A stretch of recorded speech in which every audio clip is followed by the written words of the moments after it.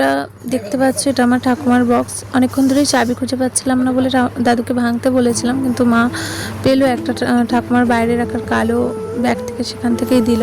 এই ছবিটা পেলাম।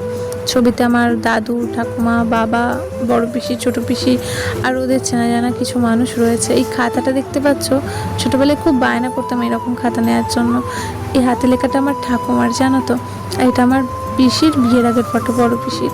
এখানে যাবতীয় জিনিস, আমার ছোটোবেলার পেন্সিল, মানে ঠাকুমা এখনও পেন্সিল রেখে দিয়েছে। আমি কি এখনও পেন্সিল নিয়ে লিখবো বলো, যেখানে মানুষটাই আর নেই। এখানে দেখো বক্সগুলো খালি, কিন্তু ঠাকুমার তাহাও রেখে দিয়েছে, এতটাই যত্ন করে রাখতো। আর আজ আমি এটা খুলেছিলাম, তার কারণ হচ্ছে আমার মাধ্যমিকের রেজাল্ট দেখতে পাচ্ছিলাম না। আজ যদি ঠাকুমা থাকতো, রেজাল্টটা ঠিক ঠাম্মা খুঁজে দিত। আমার দোষে আমি হারিয়ে ফেলেছি। মানে সেই টাইমে আমি মাধ্যমিক দিই, তারপরে আমার ঠাকুমা প্যারালাইসিস হয়ে গিয়েছিল। আর আমি নিজে কিছুই রাখতাম না গুছিয়ে, জানো তো, সবটাই ঠাকুমা দেখতো। আর এখানেই যে লুডোটা দেখছো, এই লুডোটা ছোটোবেলায় খুব চাইতাম, ঠাম্মা তখন দিতে চাইতো না, বলতো আমার যা আছে সব তুই নিবি, কিন্তু এখন নয়, পরে যখন থাকবো না। এইটা শোনার না, কিন্তু ঠাকুমার তাও যত্ন করে রেখে দিয়েছে। এটা ঠাকুমার বাবার পেন, কতটা ভালোবাসলে কতটা ভালোবেসে যত্নে রাখতে পারে বলো তো।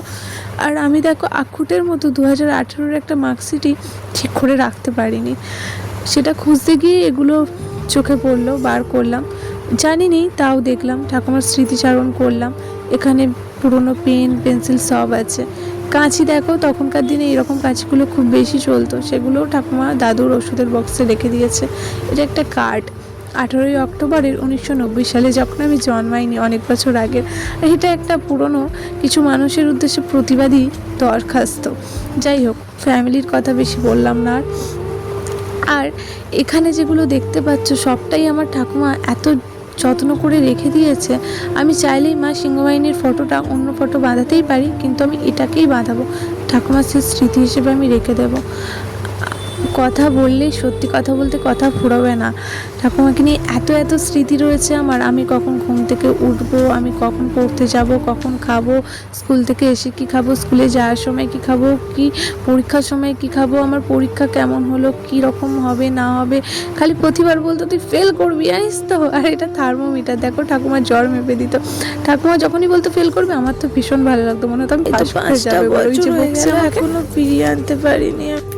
নিজের রেজাল্ট খুঁজতে খুঁজতে ঠাকুমার একটা স্কুলের রেজাল্ট পেয়ে গেলাম আমি হাতে। সেই জিনিসটাও মানুষটা কত যত্ন করে রেখে দিয়েছিল। বেঁচে থাকতে কোনোদিনও তার এই জিনিসগুলো আমার দেখাই হয়নি। ভিডিওটা এখানেই শেষ করছি, কারণ কথা এতই জমে রয়েছে যে বলতে গেলে কিছু শেষই হবে না, আর আমি কেঁদে ভাসিয়ে ফেলবো। পরের ভিডিওতে দেখা হবে। হ্যাঁ,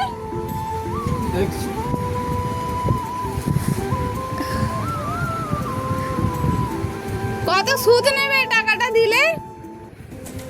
500 টাকা আছে। 500 টাকা আছে। মাসে মাসে সুদ কত নেবে তুমি? 100 টাকা আছে, যে দরকার হয়নি পরে দিয়ে দিতে হবে। 200 টাকা, 100 টাকা নিলে 200 দিতে হবে। 50। ওটা জেরক্স করে দিলে হবে তো?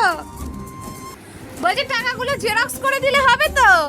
100 টাকাটাকে জেরক্স করলে দুটো হয়ে যাবে। 5 টাকা। আমরা নিজে ব্যক্তিরাও চলো কলকাতায় কাজ করি, আমি